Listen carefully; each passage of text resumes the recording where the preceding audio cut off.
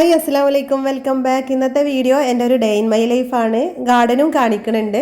എല്ലാ വീഡിയോക്ക് താഴെ വരുന്ന കമൻറ്റാണ് ഗാർഡൻ കാണിക്കണം, എന്താ ഗാർഡൻ കാണിക്കാത്തത് എന്നൊക്കെ. അപ്പോൾ ഗാർഡൻ ടൂറായിട്ട് തന്നെ ഒരു വീഡിയോ എടുത്തിരുന്നു, അത് എനിക്ക് കംപ്ലീറ്റ് ആക്കാനും പറ്റിയില്ല, പിന്നെ അത് അപ്ലോഡ് ആക്കാനും പറ്റിയില്ല. സോറി കേട്ടോ, ഞാൻ നോമ്പിന് എടുത്തതായിരുന്നു. അത് നല്ല ഫ്ലവേഴ്സൊക്കെ ആയി നിൽക്കുന്ന സമയത്ത് എടുത്തതായിരുന്നു. അപ്പോൾ അതെന്താണെന്നൊക്കെ ഞാൻ പറയാം. അപ്പോൾ വീഡിയോ മുഴുവനായിട്ട് കണ്ടു നോക്കുക.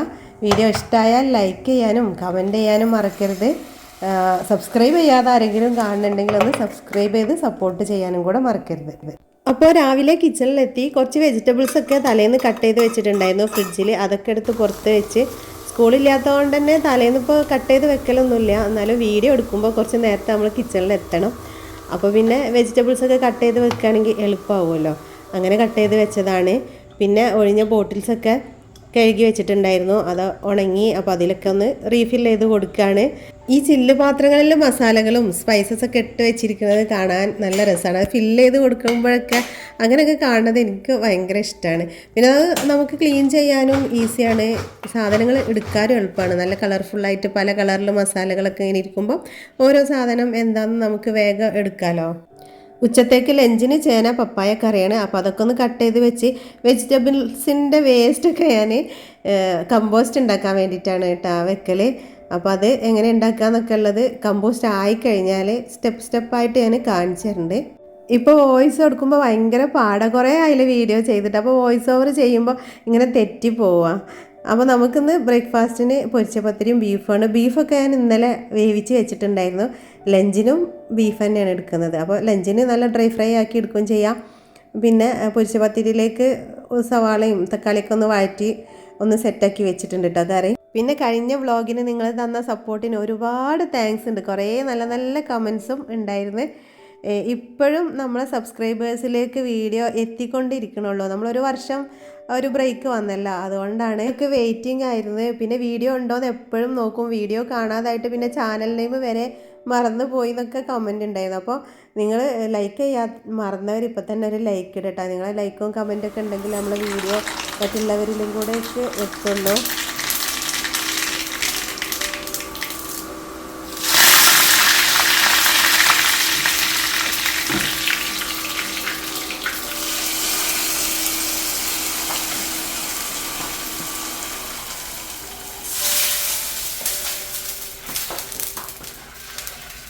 അങ്ങനെ നമ്മളെ ലഞ്ചിനുള്ള കറി ഉപ്പേരിയൊക്കെ റെഡിയായി. കോവക്ക ഉപ്പേരിയാണ് ഉണ്ടാക്കിയത്, ചേന പപ്പായ കറി, പിന്നെ ബീഫ് ഫ്രൈ. ഇനിയിപ്പോൾ നമുക്ക് മാങ്ങ അച്ചാർ ഉണ്ടാക്കാം. കഴിഞ്ഞ വീഡിയോയിൽ മാംഗോ പിക്കിൾ ഈസി വേ കാണിക്കുമെന്ന് ചോദിച്ചിട്ടുണ്ടായിരുന്നു. ഇത് എളുപ്പത്തിൽ ഉണ്ടാക്കാൻ പറ്റിയ ഒരു മാങ്ങ അച്ചാറാണ്. 2 ചെറിയ മാങ്ങ ചെറിയ ചെറിയ കഷ്ണങ്ങളാക്കി അരിഞ്ഞെടുത്തിട്ട് തലേന്ന് ഞാൻ ഫ്രിഡ്ജിൽ ഉപ്പൊക്കെ ഇട്ടിട്ട് വെച്ചിട്ടുണ്ടായിരുന്നു. ആരോ അവിടെ കൊണ്ടുവന്ന് വെച്ചതായിരുന്നു കേട്ടോ. ഞാനില്ലാത്ത സമയത്ത് സിറ്റ് ഔട്ടിൽ ഇരിക്കുന്നുണ്ടായിരുന്നു. ഞാൻ വന്നപ്പോൾ 3 മാങ്ങ ഉണ്ടായിരുന്നു, 1 ഞാൻ കറി വെച്ചു. പിന്നെ പിക്കിൾ പൗഡർ പകുതി എടുത്തിട്ടുണ്ട്, കാശ്മീരി ചില്ലി പൗഡറും പകുതി എടുത്തിട്ടുണ്ട്, കായപ്പൊടി, വിനീഗർ. എണ്ണ ചൂടായിട്ട് കടുകിട്ട് കൊടുക്കുക. ഈ സമയത്ത് കറിവേപ്പില പച്ചമുളക് വേണമെങ്കിൽ ഇട്ട് കൊടുക്കുക. എന്നിട്ട് തീ ഓഫ് ചെയ്യുക. എന്നിട്ട് വേണം പൊടികൾ ഇട്ട് കൊടുക്കാൻ, ഇല്ലെങ്കിൽ പെട്ടെന്ന് കരിഞ്ഞു പോവും.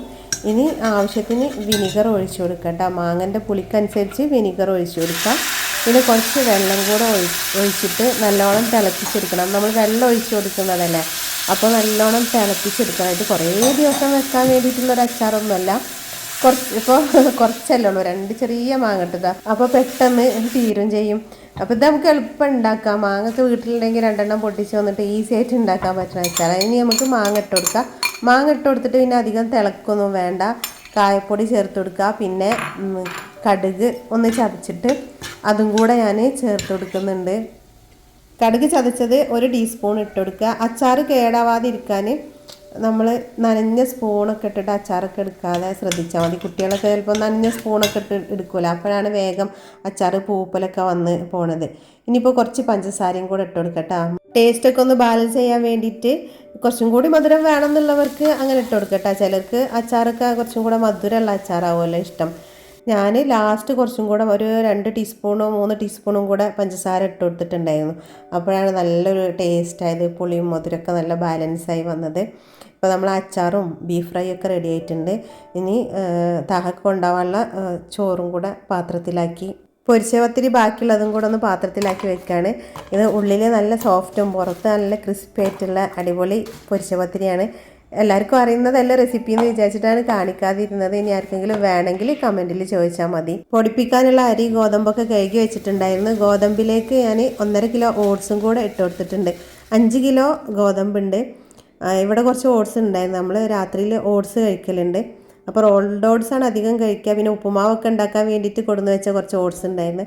അതും കൂടെ ഗോതമ്പിലിട്ട് പൊടിപ്പിച്ചെടുത്തപ്പോൾ നല്ല സോഫ്റ്റും ടേസ്റ്റൊക്കെ ഉണ്ട് കേട്ടോ ചപ്പാത്തിക്ക്. അപ്പോൾ അത് ഞാനിനി ചപ്പാത്തി ഉണ്ടാക്കുമ്പോൾ കാണിക്കണ്ട്.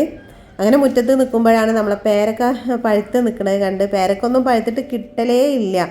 അത് ഒരു പച്ച കിളി ഉണ്ടല്ലോ, അത് വന്ന് കൊത്തിക്കൊണ്ടുപോകും. പിന്നെ മാന്തിയൊക്കെ വെക്കും. പിന്നെ നമുക്ക് കിട്ടൂല.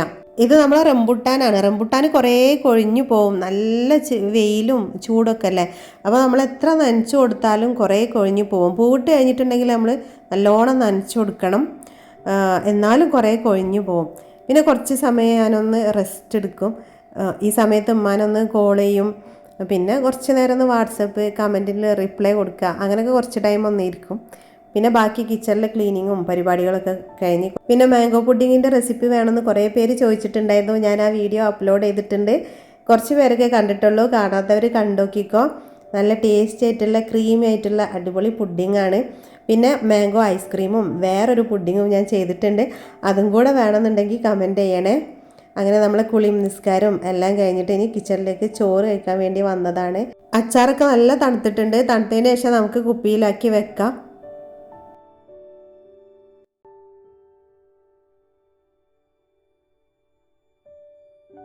പിന്നെ നമ്മൾ ഗാർഡൻ ടൂറിൻ്റെ വീഡിയോ ഞാൻ എടുത്ത് വെച്ചിരുന്നു. ഉള്ള ചെടികളൊക്കെ വെച്ചിട്ട് ഒരു ഗാർഡൻ ടൂർ ചെയ്യാമെന്ന് വിചാരിച്ചിട്ട് എടുത്ത് വെച്ചിരുന്നു. പക്ഷെ അതെനിക്ക് അപ്ലോഡ് ആക്കാൻ പറ്റിയില്ല.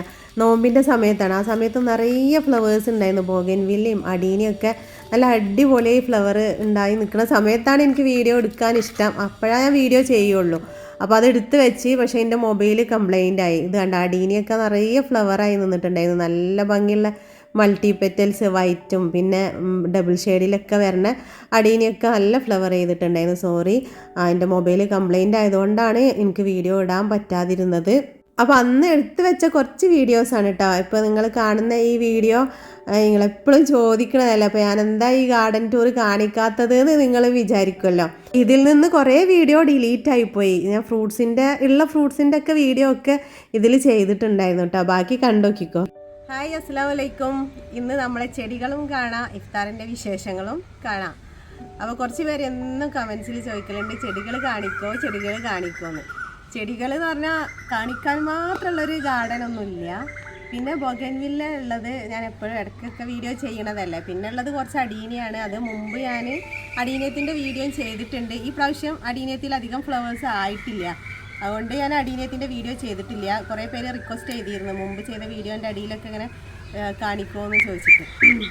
അപ്പം നമ്മളെ അടീനിയം ഇതാണ് കേട്ടോ. ഞാൻ ഇപ്പോൾ ഇരിക്കുന്നത് കിണറിൻ്റെ മേലെയാണ്. ഈ കിണറിൻ്റെ ചുറ്റുഭാഗത്തായിട്ടാണ് ഞാൻ അടീനിയം വെച്ചിട്ടുള്ളത്. ഇത് പഴയ ഒരു കിണറാണ്. നമ്മളെ വീട് തറവാട് വീടായിരുന്നു. അപ്പം ആ കിണർ നമ്മൾ ഒഴിവാക്കിയിട്ടില്ല. അപ്പം ഇതിൽ കുറച്ച് അടീനിയത്തിൻ്റെ പ്ലാന്റ്സാണ് വെച്ചത്.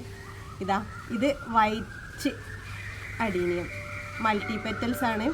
ഞാൻ കുറച്ച് മൾട്ടി പെറ്റൽസ് വാങ്ങിയത് മുമ്പ് വീഡിയോ ചെയ്തിട്ടുണ്ടായിരുന്നു. പക്ഷെ അതൊക്കെ എൻ്റെ അടുത്ത് പോയി. മഴ പെയ്തിട്ട് പോയതാണ്.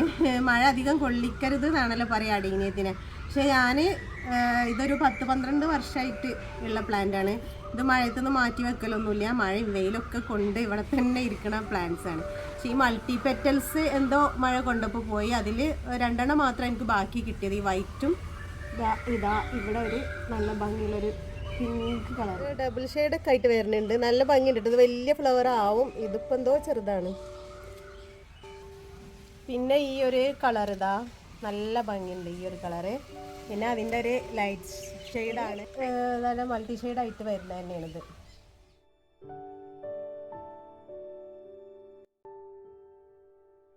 ചെറിയ തൈ വാങ്ങിയതാണ്. വേഗം കായ്ച്ചു. 3 വർഷം 2 വർഷം ആയപ്പോൾ തന്നെ കായ്ച്ച്. വേണമെങ്കിൽ ചക്ക വേരിലും കഴിക്കുമെന്ന് അറിയില്ല. അതാണ് സംഭവം.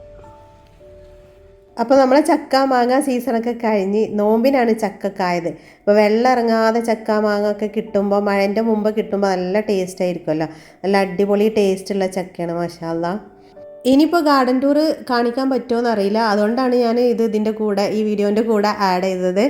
ഇപ്പോൾ മഴ പെയ്തില്ല, ഇന്നൊക്കെ ഇപ്പോൾ നല്ല മഴയാണ്. അപ്പോൾ കടലാസ് പൂവും അടീനിയോ ഒക്കെ കൊഴിഞ്ഞു പോവും, പൂക്കളൊക്കെ കൊഴിഞ്ഞു പോവും. മഴയത്ത് പിന്നെ ഒരു ഭംഗി ഉണ്ടാവില്ല നമ്മളെ ഗാർഡനിൽ പൂക്കളൊന്നും ഇല്ലാതെ.